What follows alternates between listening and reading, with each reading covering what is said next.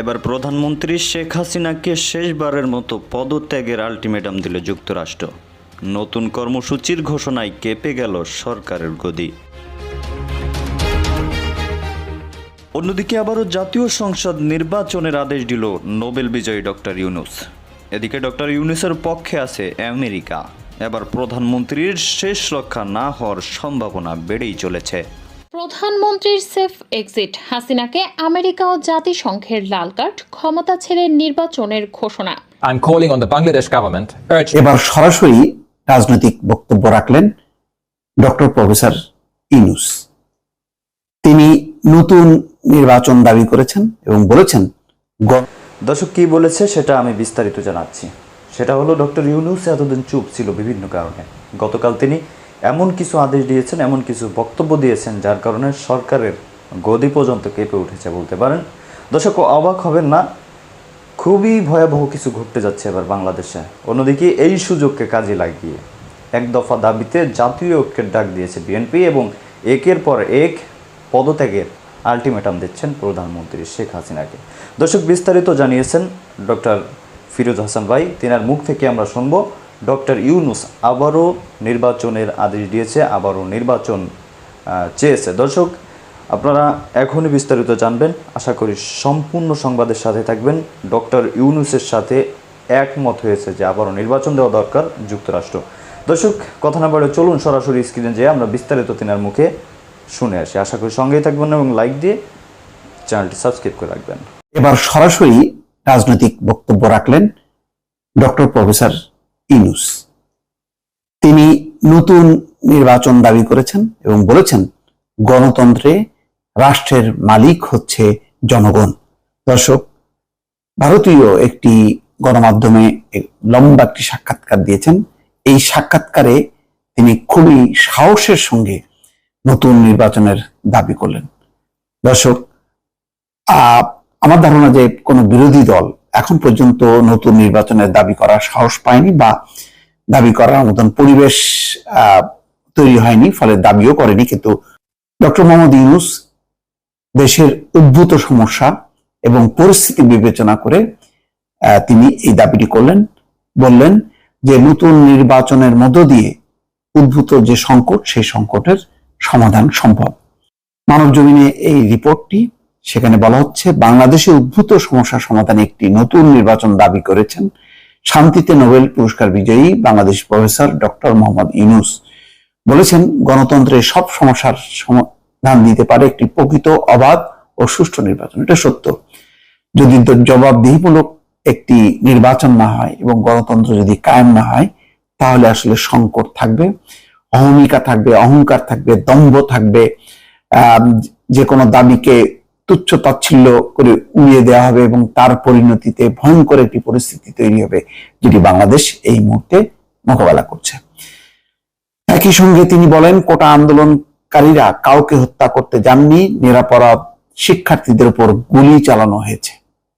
এই জন্য তিনি পরিস্থিতি সামাল দেওয়ার জন্য বিদেশিদের কাছে সহায়তার আহ্বান জানিয়েছেন। জানেন তিনি যে রাষ্ট্র সরকারের কাছে বলে লাভ নেই, তারা যে কোনো পরিস্থিতিতেই, এমনকি কোটা আন্দোলন যখন শান্তিপূর্ণ ছিল তখনও তারা বলছিল যে এই আন্দোলন, এমনকি শিক্ষকদের আন্দোলনেও তারা জামাত বিএনপির ভূত দেখছেন। আর ওয়াদুল কাদের তো বলেই ফেললেন যে তারেক রহমান লন্ডন থেকে নাকি এই ছাত্র আন্দোলন পরিচালনা করছেন। তারেক রহমানের নেতৃত্বে যদি এত বড় ছাত্র আন্দোলন হয়, তাহলে তো আসলে সরকারের ক্ষমতায় না থাকাই ভালো। যাই হোক, আচ্ছা, তিনি বলছেন যে এই মুহূর্তে সরকারের এমন কোনো বিশ্বাসযোগ্যতা নাই। তিনি বলছেন, এর অর্থ এই নয় যে বিদেশিরা অনানুষ্ঠানিকভাবে বন্ধুত্বের হাত বাড়িয়ে দিয়ে সমস্যার সমাধানে সহায়তা করবেন। বাংলাদেশে হত্যাকাণ্ড বন্ধে তিনি বিদেশিদের প্রতি আহ্বান জানান। তিনি বলেন, আজ বাংলাদেশে যা ঘটছে এমনও হতে পারে ভারতেও তা ঘটতে পারে। যদি আপনি এখন কথা না বলেন, তাহলে এই দিনকে আপনি ভারত, নেপাল, পাকিস্তান বা সার্কভুক্ত অন্য দেশগুলোর খুব কাছে নিয়ে যাচ্ছেন। খুবই ভালো বলছেন যে বাংলাদেশের এই যে হত্যাকাণ্ড, যে নিরীহ মানুষ হত্যা, এটা যদি সব দেশ প্রতিবাদ না করে, তাহলে অন্যান্য দেশও কিন্তু আক্রান্ত হবে এই ধরনের, তখন সেই সব দেশ এই ধরনের সংকটের মধ্যে পড়বে। প্রভাবশালী দা হিন্দুকে দেয়া দীর্ঘ সাক্ষাৎকারে ডক্টর মোহাম্মদ ইউনূস এসব কথা বলেন। তিনি অলিম্পিক গেমসের স্পেশাল গেস্ট হিসেবে বর্তমানে প্যারিস অবস্থান করছেন। সেখানে সাক্ষাৎকারটি নেন সাংবাদিক সুহাসিনী হায়দার। দর্শক, এই হচ্ছে লম্বা বক্তব্য। তার সংক্ষেপে যদি বলা হয়, তিনি যেটি বলছেন, প্রথম প্রশ্ন যে উত্তরে তিনি বলছেন, কারফিউর মধ্যে আমি বিমানবন্দরে গিয়েছি, পরিস্থিতিকে সরকার এমন ভাবে দেখাচ্ছে যেন বিদেশি কোনো সেনা বাংলাদেশে আগ্রাসন চালিয়েছে। তাই সেনা ও আধা সামরিক বাহিনীকে বুলেট সহ নামানো হয়েছে বিক্ষোভকারীদের দমিয়ে রাখতে। তাদেরকে, অর্থাৎ ছাত্র, পরাজিত করার মুডে ছিলেন, তারা শৃঙ্খলা ফেরানোর মুডে ছিলেন না। ফলে যা ঘটেছে সেটা কি, কেন তারা এরকম বাহিনীকে নামিয়েছে? সরকার কি একটি বিদেশি শক্তি যে বুলেট দিয়ে স্থানীয়দের দমন করছে? তারা তো আপনার নিজের দেশের নাগরিক, বিশ্ববিদ্যালয়ের শিক্ষার্থী, তারা তো সমাজের শীর্ষ শতকরা 1%। তারা দেশকে পরিচালনা করতে প্রস্তুত। তারা যেন অন্য দেশের শক্তি হিসেবে বাংলাদেশে আগ্রাসন চালাচ্ছে, তাই তাদেরকে আপনি হত্যা করছেন, দেখা মাত্র গুলি করা হচ্ছে। সুতরাং এটাই হলো পরিস্থিতি যা বাংলাদেশে উদ্ভব হয়েছে।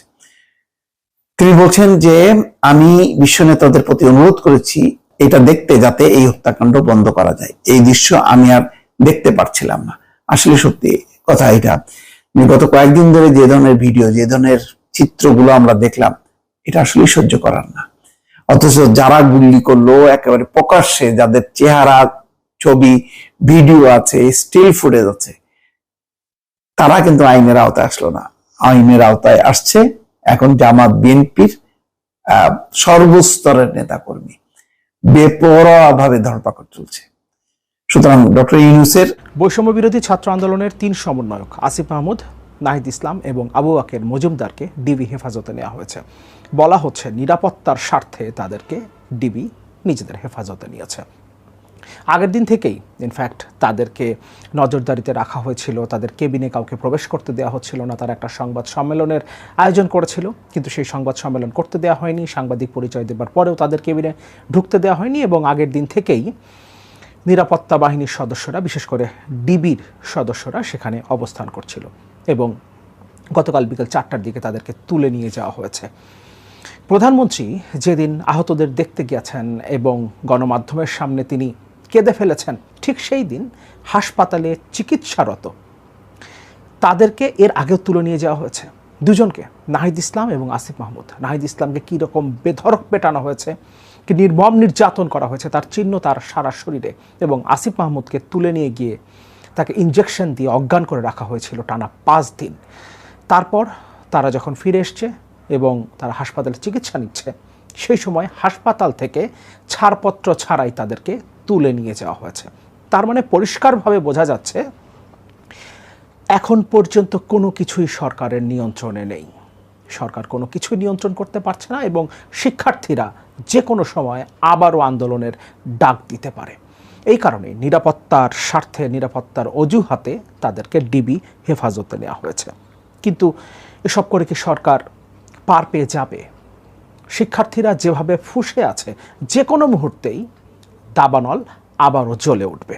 এরই মধ্যে বিএনপি 1 দফা দাবিতে, সরকার পতনের 1 দফা দাবিতে জাতীয় ঐক্যের ডাক দিয়েছে এবং একই দিন ডক্টর মোহাম্মদ ইউনূস একটা ইন্টারভিউ দিয়েছেন এবং সেখানে তিনি নতুন করে নির্বাচন দেওয়ার দাবি জানিয়েছেন। একদিকে আন্তর্জাতিক চাপ, প্রচণ্ড রকম আন্তর্জাতিক চাপ সরকারের ওপরে, একই সাথে কানাডা এবং ব্রিটিশ পার্লামেন্টে সরকার যে জেনোসাইড চালিয়েছে গত কয়েকদিনে বাংলাদেশের সাধারণ মানুষের ওপরে, সেটা নিয়ে তারা তাদের উদ্বেগের কথা জানিয়েছে এবং তারা বাংলাদেশ সরকারের কাছে এই ব্যাপারে জবাবদিহি চাইবে। এটা যখন কানাডার পার্লামেন্টে আলোচনা হচ্ছে, যখন ব্রিটিশ পার্লামেন্টে আলোচনা হচ্ছে, যখন জাতিসংঘ মহাসচিব এবং জাতিসংঘ মানবাধিকার হাই কমিশনার বাংলাদেশ সরকারের উপরে চাপ দিচ্ছে, তারা নিহতদের তালিকা চাচ্ছে, এবং মার্কিন যুক্তরাষ্ট্র যখন বাংলাদেশের সেনাবাহিনী প্রধান এবং সরকারের উপরে নিষেধাজ্ঞা দেবার আলোচনায় আছে, সেই সময় বাংলাদেশের প্রধান রাজপথের প্রধান বিরোধী দল বিএনপি জাতীয় ঐক্যের ডাক দিয়েছে সরকার পতনের 1 দফা দাবিতে। এবং ডক্টর ইউনূস একই দিনে নতুন নির্বাচনের দাবি জানিয়েছেন এবং পরিস্থিতি যে সরকারের নিয়ন্ত্রণে নেই তার সবচেয়ে বড় প্রমাণ নিরাপত্তার অজুহাতে হাসপাতালে চিকিৎসাধীন বৈষম্য বিরোধী ছাত্র আন্দোলনের 3 সমন্বয়ককে তুলে নিয়ে যাওয়া। বিএনপি যে জাতীয় ঐক্যের ডাক দিয়েছে, এই জায়গাটা আমরা একটু দেখি। এক দফা দাবিতে জাতীয় ঐক্যের ডাক দিল বিএনপি। সারা দেশে বিরোধী দলীয় নেতাকর্মীদের গণগ্রেফতার ও নির্যাতনের প্রেক্ষাপটে সরকার পতনের ন্যূনতম এক দফা দাবিতে জাতীয় ঐক্যের ডাক দিয়েছে বিএনপি। শুক্রবার রাতে বিএনপির মহাসচিব মির্জা ফখরুল ইসলাম আলমগীর জাতীয় ঐক্যের আহ্বান জানিয়ে গণমাধ্যমে একটি বিবৃতি দেন। অবৈধ ফ্যাসিস্ট হাসিনা সরকারের পতনের ন্যূনতম এক দফা দাবিতে সব গণতান্ত্রিক রাজনৈতিক দল, সামাজিক ও সাংস্কৃতিক সংগঠন ও শক্তিকে ঐক্যবদ্ধ হওয়ার জন্য জাতীয় ঐক্যের আহ্বান বিএনপির।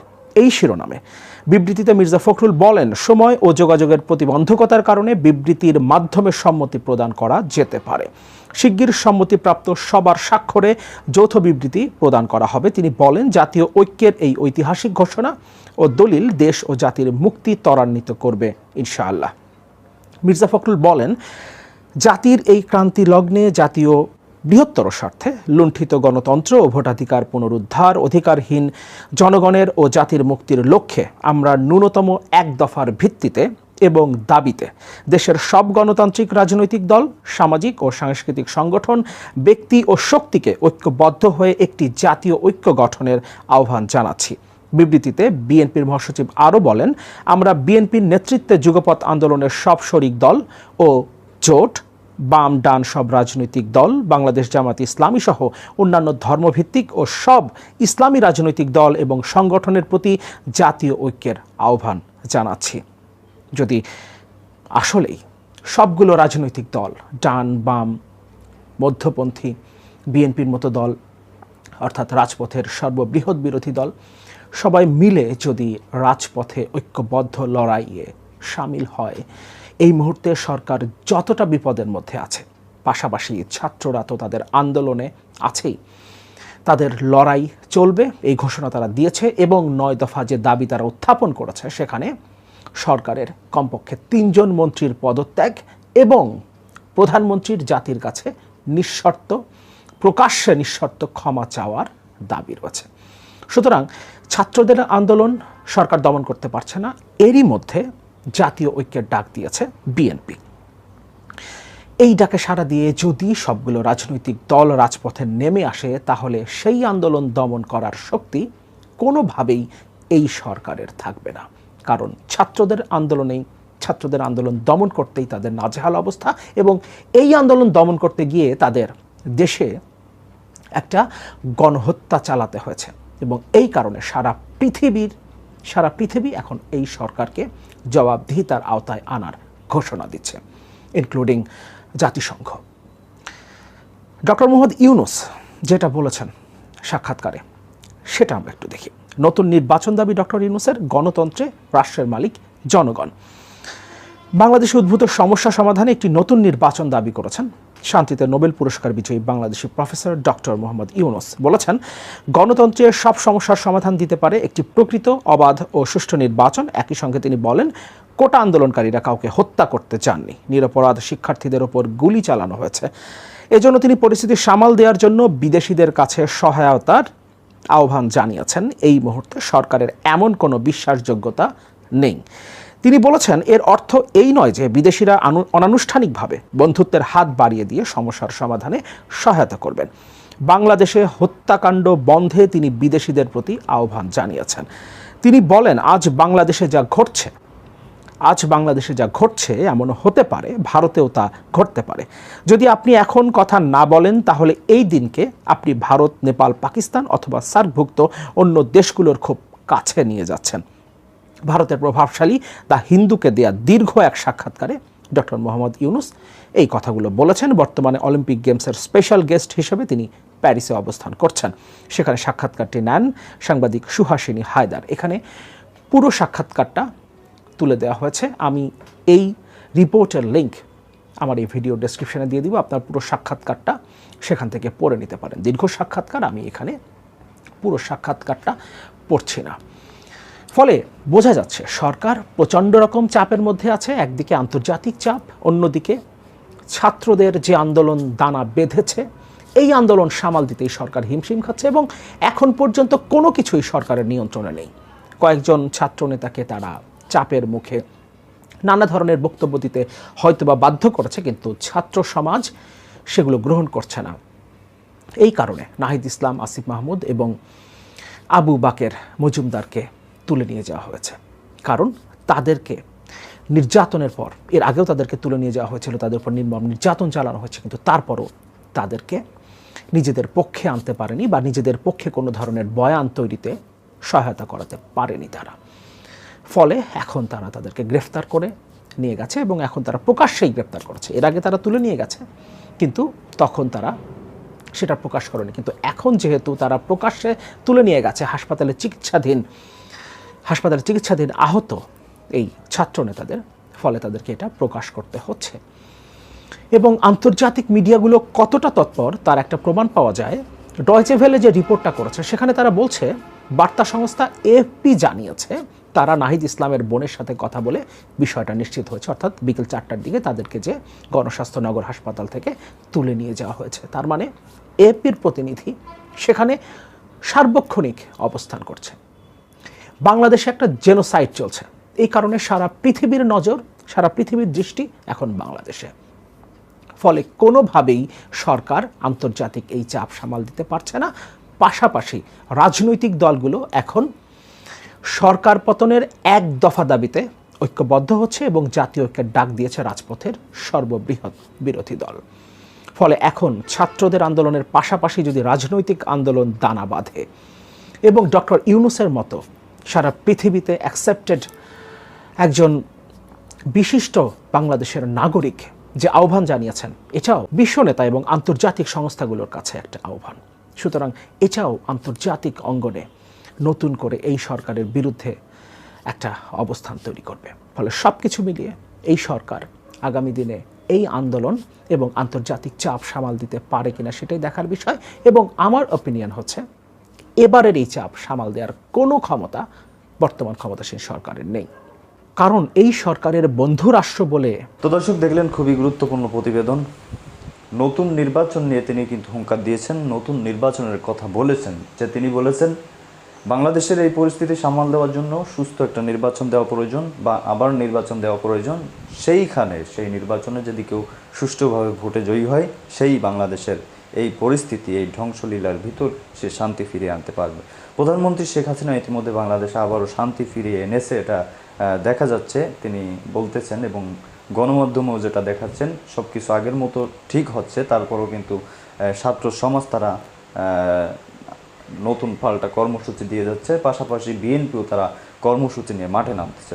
দর্শক, আপনারা ডক্টর ইউনূসকে চিনে থাকবেন, তিনি গ্রামীণ যে একটা আছে ব্যাংক, সেখানে তিনি সেই শান্তি করে কি একটা করে যেন তিনি নোবেল পুরস্কার পেয়েছিলেন বাংলাদেশের প্রথম। সেই থেকে তিনার একটু জোর বল বেশি বা তিনার কথা প্রতিটা খেটে যায়। তো দর্শক, তিনার সাথে আপনি একমত যে নির্বাচন দিলে আবারও দেশে শান্তি ফিরে আসবে? যদি তাই হয় অবশ্যই আমাদের কমেন্টে ইয়েস কিংবা নো লিখে যাবেন, বা বিস্তারিত আপনার যে বক্তব্য আছে সেই বক্তব্যগুলো কমেন্টে লিখে যাবেন। আপনাদের বক্তব্যগুলো, আপনাদের মতামতগুলো আমাদের কাছে খুবই গুরুত্বপূর্ণ, আমরা সবসময় সেগুলো দেখার চেষ্টা করি। তো দর্শক, ভালো থাকুন, সুস্থ থাকুন। পরবর্তী আপডেট পেতে আমাদের চ্যানেলটি সাবস্ক্রাইব করে রাখবেন। ধন্যবাদ।